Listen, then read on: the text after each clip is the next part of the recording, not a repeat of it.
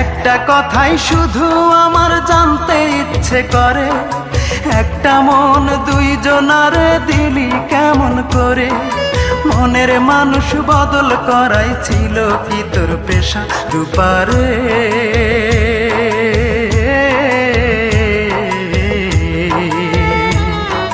তোর ছাড়া এই মন আজ পায়নি সুখের দেখা, তোর ছাড়া এই মন আজ পায়নি সুখের দেখা।